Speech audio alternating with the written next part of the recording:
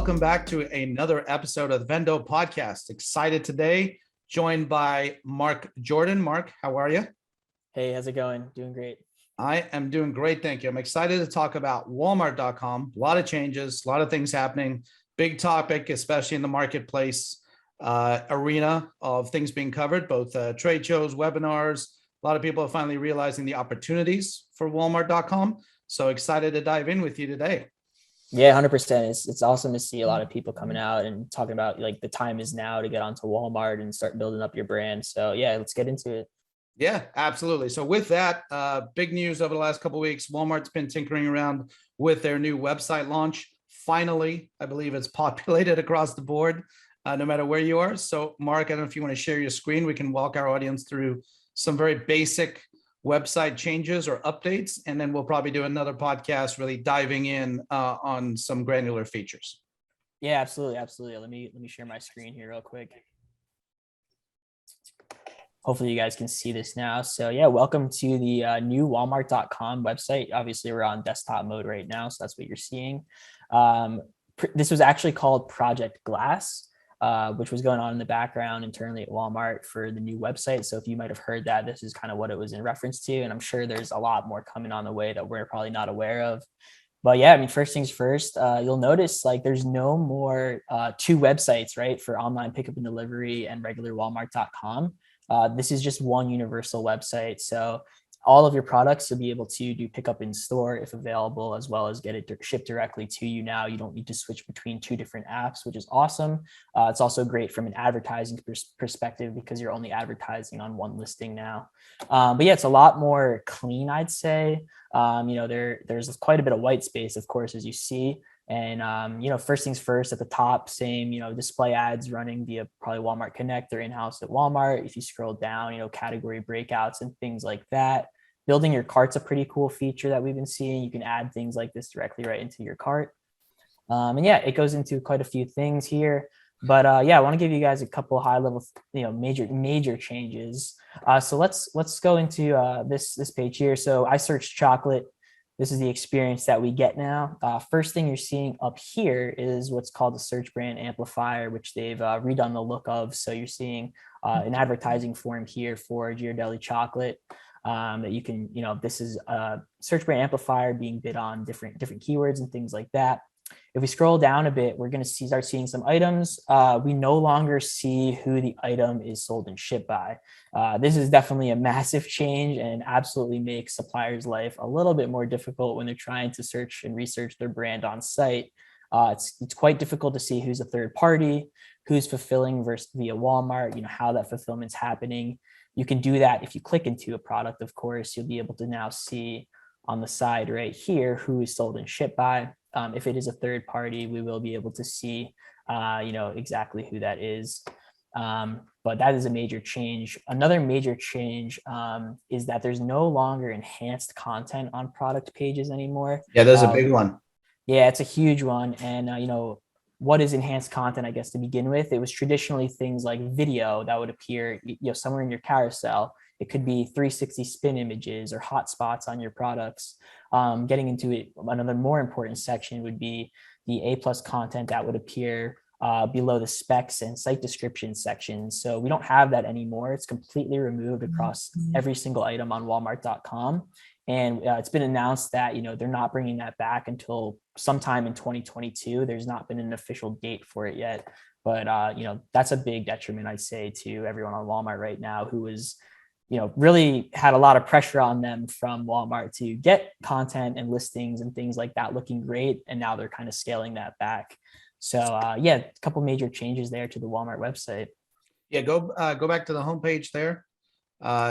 Just some further commentary on that. If you scroll down a little bit, it seems like they've gone with more of an Instacart feel. Walmart leaning into grocery being one of their biggest drivers for e-commerce growth. So with that add button there, it does look like what you see typically on some of those other platforms. Yeah, that's a great call out. And, because we don't have the separate website anymore, they do need to call out the, grocery kind of like it's as its own section still. Yeah, and a lot of features for Walmart Plus membership sporadically throughout the site. You see the kind of that middle banner there. It's very small, but still there.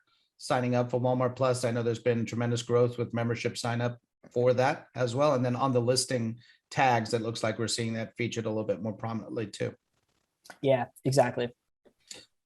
Very good. Like I said, we'll do a deeper dive. So just wanted to give everybody a heads up that that has changed. And then, yes, below the fold content will be coming back at some point, but I would say that is one of the major changes. And then lastly, the app itself has also migrated to the new features and platforms combining the two sites too. So you'll notice that. And if you're not, then you need to update your app to get the new experience as well. So recommend doing that as soon as you can. Let's dive in for some further clarification and updates on Walmart.com, selling on Walmart.com, something we haven't covered in a while. Let's talk about the different channels that you can sell on Walmart.com. So let's start with owned 1P versus owned DSV. If you can tell us a little bit about the differences, what they are, enlighten us. Yeah, absolutely. So there's a couple of ways in which you can actually sell your product on Walmart or Walmart.com. You have 1P relationships and you have 3P relationships. So let's talk about the 1P side first. So 1P kind of for specifically .com splits into two areas. You have what's called owned, and then you have what's called DSV. In both scenarios, you are selling your product to Walmart at a wholesale level. But the difference is in the owned model, you're getting purchase orders at, a pallet level or greater, where you're shipping that product into Walmart FCs. On the DSV side or dropship vendor side, you're still selling your product at the wholesale level to Walmart in a specific category, but Walmart is covering your shipping then to the customer. So just a little bit different in how the product gets received and then also sent out to the customer. But both require, a merchant relationship as well as an agreement through Walmart 1P system and Retail Link. That's kind of the where 1P lives. And then on the other side, we have 3P. So maybe we should hop into 3P now, Darren. Yeah, just before we switch to 3P. So talk a little bit more, because that's really where we excel, I think, is our relationships and the way we know how to position and ask for things with the omni merchants. So when you are selling on owned or a 1P relationship, there's a little bit more art than science, I would argue, in terms of that relationship aspect. You coming from that other side of the table a couple of years ago now at this point, you could maybe shed some additional light for our audience as to how to leverage some of that a little bit more than maybe most are already. Yeah, that's a great point. So kind of getting back into 1P there for a minute. The art versus science, that's for sure, right? It's a sales process at the end of the day with you and a merchant establishing that relationship, being a good supplier. You have access to human contacts on the other side, which I know for 3P suppliers is always a big challenge.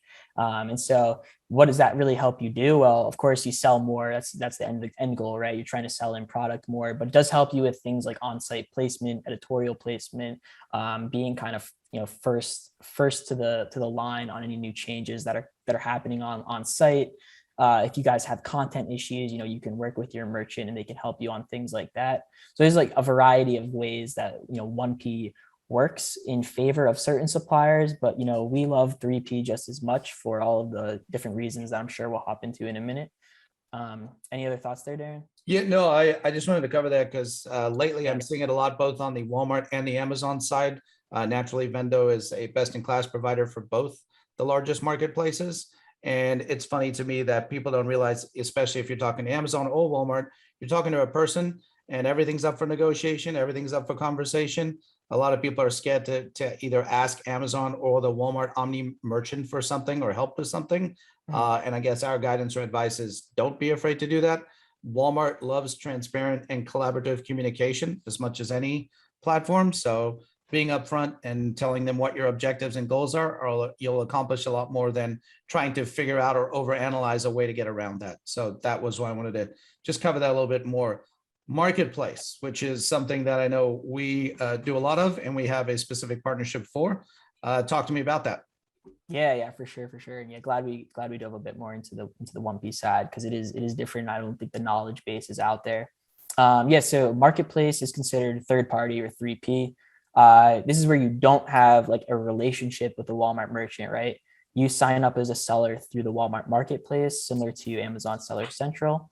Then you get access to Seller Center. That is the main hub that you'll be using. You list your products independently. You set your prices independently of Walmart, and you control your retails.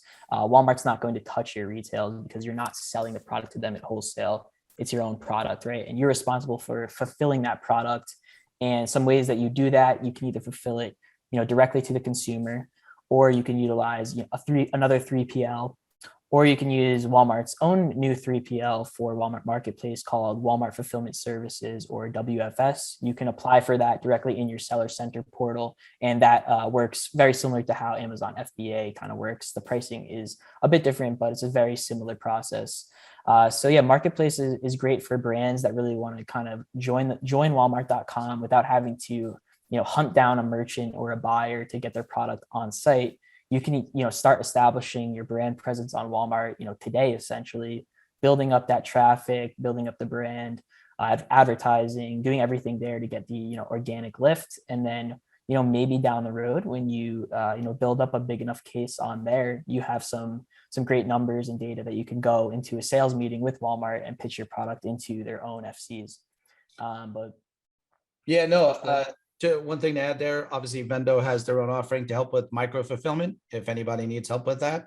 And then as far as just the setup process and requirements selling on there, to your point, we have our partnership, which I know you'll talk about in a sec on that. But just 3P selling in the marketplace, the different opportunities that exist with that from an advertising and marketing standpoint, you get more of like the customer information on 3P than let's say you would on the 1P. Very similar to, I know we keep comparing to Amazon, but that is a crucial difference for Walmart Marketplace 3P. It does allow you to own the customer relationship. And then you touched on it. Another very important point is channel strategy management from a pricing perspective. 3P, you own your price, you control your price. 1P, you do not control or own your price. Even with Walmart, you still have to communicate with the buyers. They are able to change or manipulate your price without your permission. So very big call outs and important points there. Talk a little bit about our specific partnership and what that affords us and our audience and potential clients of ours. Yeah, absolutely. So earlier this year, we launched a partnership exclusively with Walmart for the marketplace, the Vendo Partnership as an agency solution provider. It was awesome. We got recognized along with a couple other agencies as an official provider for Walmart. So if you're on the Walmart Marketplace page and you go to agency solution providers, you'll see us there with next to a couple other different agencies. It's been awesome. We work with a couple human reps on the other side, which is fantastic for us and our 3P partners that we can actually leverage kind of working through any challenges, content issues, appeal processes, application process, getting on Walmart. We work with humans on the other side in Walmart that actually can help us, accomplish all of that. And, they're really just looking for best in class brands that can get on Walmart. So it's been really exciting for us to bring a new portfolio of brands onto the website, kind of help them, apply and scale very quickly on Walmart.com. And so, just big shout out to Walmart Marketplace for, trusting us and really, really appreciate all they've done for us to help us get new brands on the site. Yeah, it's been awesome working closely with them. They're definitely showing a huge commitment to growing their seller base and really managing that seller base effectively. So definitely, if you guys have any information or are having trouble getting signed up, we've seen tremendous success leveraging our partnership to help appropriate brands. I'll use that word because I know Walmart is very selective about who they want to sell. They're not big fans of drop shippers, resellers, et cetera. They do want more brands to own their presence on site and to sign up to do that through Marketplace. Yeah, absolutely. And, there's really it doesn't hurt you as a brand to get on Walmart in any way. We don't, unless for some reason you're like outpricing yourself on another channel, you're accessing a totally new customer base. You don't have to pay any recurring monthly fees to be on the platform. You only get charged when you have a sale. So for us and for brands, we really feel like it's a no-brainer to just get your products up and see what you can do. You never know. Yeah, great call out on the fee standpoint. That's usually where people are like, well, do I want to sell or not? Unlike other marketplace platforms, you do not have a monthly recurring fee to sell. It's on average 15%, I believe, is the referral fee. And obviously, there are certain categories that have different commissions, but the only cost to sell on the platform, if you're drop shipping, selling yourself and not leveraging WFS, are that referral fee. Essentially, that is it. And then naturally the cost to ship the product to the consumer directly. So there is an opportunity and a beauty to expand your presence online with Walmart. And again, if you're having trouble doing that, we can certainly help because of our partnership. Let's talk about the age-old debate for marketplace, which is hybrid selling, 1P versus 3P. So why don't you talk to us a little bit about that, Mark? Yeah, definitely. So, here at Vendo, we manage brands across all of the different ways that you can sell 1P owned, 1P DSV, and marketplace 3P. And many of our brands do operate in kind of a hybrid model, either selling in one, two, or all three of the different channels. It's definitely something that we do. And I think that's been because of the push away from DSV, but into marketplace. There are definitely some items living in all three categories at times. For 1P owned, and that's where many brands essentially want to get to.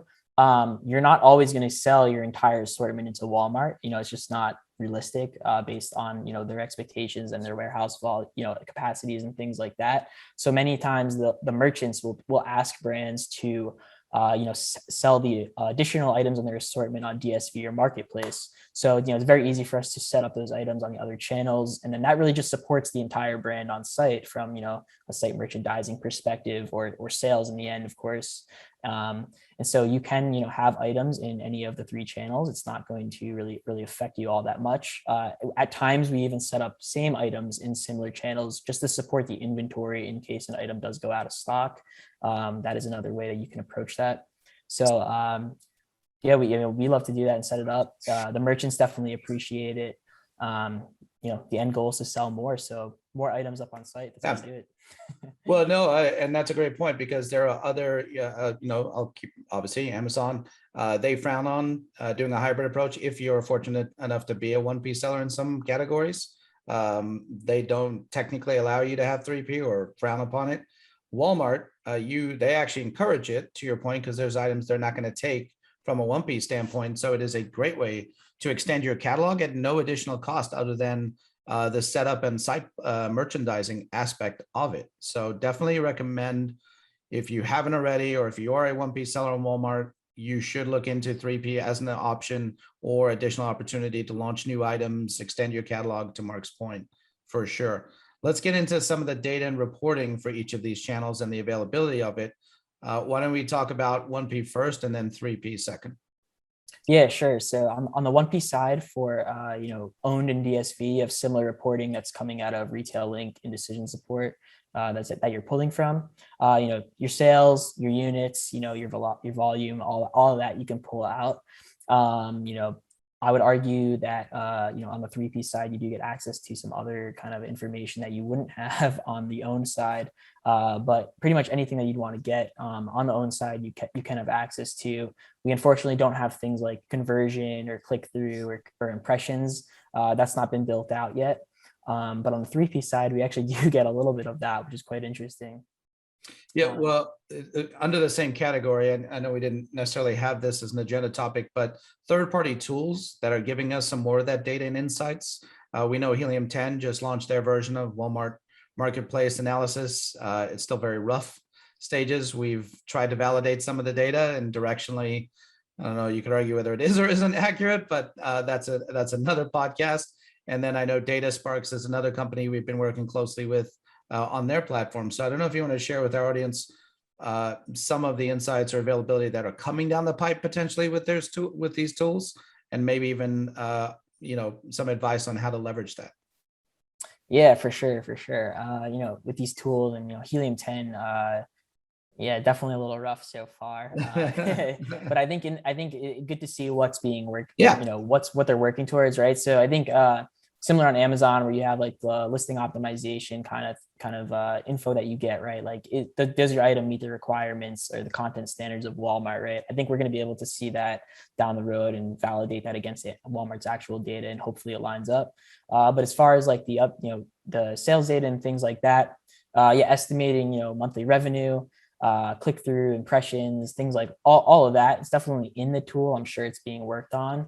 I know DataSpark's doing some great stuff with volume by the category, which is great. So we can now see maybe week over week or month over month how big your brand is in a given category against some competitors. That's gonna be awesome to be able to play with down the road. So yeah, there's definitely a lot coming up. Excited to see. Yeah, with DataSpark, keyword tracking is another good thing that I know a lot of people talk about just in general as a tool. I do want to encourage our audience, if you're testing or leveraging any of those tools where they have content score or listing analyzer, which we've seen on other platforms, do not use that as the same content score that Walmart does, because it is not the same score that Walmart uses. Still encourage you to go through your retailing platform or your marketplace portal, Seller Center, to do that analysis when you're, analyzing your content scores.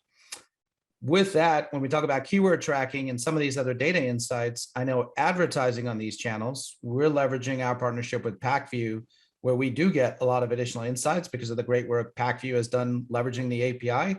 Let's talk about advertising on each of these channels. Yeah, definitely. So, advertising, with Walmart.com is quite bare bones as to what suppliers actually can have access to. I think down the road, we're going to see many changes, especially with the new website and the things that they're doing. For those that don't know, Walmart Connect, which was formerly Walmart Media Group, is like the in-house ad agency at Walmart. So all advertising done on site rolls up underneath Walmart Connect. So that's everything from sponsored product campaigns to display ads. The only thing right now that has been available to suppliers is sponsored product campaigns, which you can do self-service in Walmart's own portal, or you can use PackView or an agency to run those campaigns for you. Recently, only in the past maybe 2 months, search brand amplifiers have become available as a self-service product to suppliers as well, which can be managed and run through PackView and other agencies and parties. That is only available to 1P suppliers currently, though. So, that's a huge win on Walmart. If you compare to Amazon, the different ways that you can kind of run ads and things like that, this is an absolute game changer. Keyword bidding for this is definitely going to be crazy high right now, as everyone is trying to get to it. But yeah, it's really exciting to see what's coming out and what us as suppliers are going to have access to. Yeah, and just for context, search brand amplifiers are like the headline ads, the top banner ads technically that you see mostly on site. A little more detailed on Walmart. Search brand amplifiers allow you to click in. Then we get granular with collection pages, brand store pages, things like that. And then they do have product targeting and the regular sponsored slots that are available today on Walmart that have expanded. We do have separate podcasts on that. Michelle and our team do an amazing job covering that and managing that. So they will probably talk more in depth as we get more data around those opportunities for advertising. Last topic, I know we kind of didn't prep much for this, but gets asked a lot is reviews for either channel, owned or 3P side. Curious to get your take on best practices and ways to generate reviews for a site. Yeah, definitely. So, there's really 2 ways for ratings and reviews. 3 ways really for ratings and reviews to be done, right? Organically, where people are leaving them. If you're getting a sale, that's kind of the main way, of course. But you can either then use syndication programs or you can use generation programs, right? So syndication programs are taking your existing reviews from, most likely your D2C website and transferring them over to Walmart. You can do that through a variety of different tools. And then there's also generation platforms, which are like sampling programs, which let you capture those reviews from an assortment of people who you've given samples to. They leave a rating and review. That rating and review gets captured either onto Walmart or you can get it onto your D2C and then have it syndicated over. Super important to have on your listings today, especially if you're going to be advertising on them. You definitely don't want to be advertising on items that don't have any reviews or poor reviews. Probably just a waste of money at that point. But from the 1P side, we're definitely pressured by merchants to launch products with 20 to 25 plus ratings and reviews and a 4-star rating minimum. That's super important because it does tie into their omni strategy, especially when you talk about their store items. And really, I guess we could talk briefly about store and the importance of .com, because that's kind of like the hidden, sneaky 4th way of how you sell on Walmart.com. Your store items even if you don't have, 1p.com inventory on your store items, you're still selling those items online, right? Like the sale for pick up today or ship to home, it all occurs online. So if you're not buttoned up on your listing, everything from content, ratings and reviews, or advertising, right? Because you can advertise on those items as well. That's going to really negatively impact you. So make sure if you're in the 1P side, on the store side, and you have items that are living online, that you button them up and that you work with your merchant teams to ensure that like pick up today, ship to home, and all of that is actually enabled, because Walmart customers absolutely shop like that. We've seen tremendous lift in those channels, over the past year. So that would be like the fourth way, I guess. Yeah, no, you're right. It's a great call out. It's truly an omni world now for Walmart. And the majority of their e-commerce growth, as we mentioned earlier with grocery, but also just items in general, the customer journey is starting online. So it is order online and pick up in store, fueling a lot of that growth. To your point, you want to be buttoned up on site to ensure the highest potential relevancy in search, as well as conversion, and then pick up in store. So great call out there, and definitely make sure that you're buttoned up on both sides of the aisle there, being offline and online. Very important. And thanks for the insights there and reviews. Naturally, there are several service providers out there that help with, to Mark's point, the review generation versus kind of the syndication type pieces. We have knowledge and expertise to help you implement all of those, as well as kind of our own internal programs. Mark, last thoughts or any other comments? I know we covered a lot here. There's a lot of changes and a lot of exciting opportunity. I will say one thing we get a lot of questions on the new biz side of what we do is, what is the opportunity on Walmart.com? And, I know that's going to be category dependent. Everybody wants to know, if I'm doing X amount on Amazon or my website, what % can I expect to do on Walmart.com? It's a loaded question, I would argue, in most cases, but I'm curious just to get your thoughts for guidance for most of our audience. Yeah, for sure. Like I said earlier, getting on Walmart is a no-brainer, because you're not paying a monthly fee to be on the platform, right? So, you can use it as a way to drive sales. You can use it as a marketing channel to drive other brand awareness and capture customers too, right? We mentioned a little bit before about on the marketplace side, you actually are getting that customer information. You get their email, you get their phone number, their name, you can communicate with them. If we want to talk really just about sales and what volume you can expect, it's tough. I think we want to shoot for like 10% of your Amazon sales, but I'll be honest, you definitely need to have some type of advertising budget set aside to actually achieve and reach that. We of course have marketplace sellers that reach above and beyond that. But if you want to get eyes on your product on Walmart as a marketplace seller, and you're not just doing arbitrage or drop shipping on other people's listings, you are the brand itself, definitely allocate a budget for spend on Walmart.com. Give yourself a 2-month test period, I'd say, to really see what could happen. And yeah, you never know. I mean, I think that's my final thoughts on that. No, that's helpful. I know a lot of people have the misnomer of the 10% rule.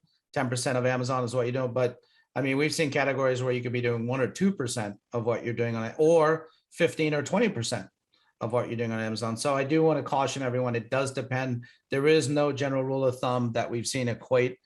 There's other factors involved, to Mark's earlier points about being in store versus just being 3P. I mean, there's so many nuances when it comes to Walmart.com, but again, huge opportunity, a lot going on in the space. We're very excited to release more podcasts and more information specifically on Walmart.com. Mark, how can people reach out to you if they want to ask you any other questions?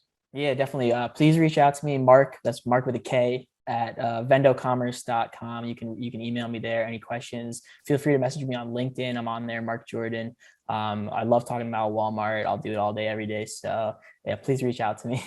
Yes, he will. Yes, he will. So Mark, thanks for joining me here. Love the conversation. Appreciate it. As always, everyone, please follow us on your relevant social media channels. Subscribe to our YouTube channel as well. And this has been another great episode of the Vendo podcast. With that, remember, always protect your brand and sell more. Thanks, guys.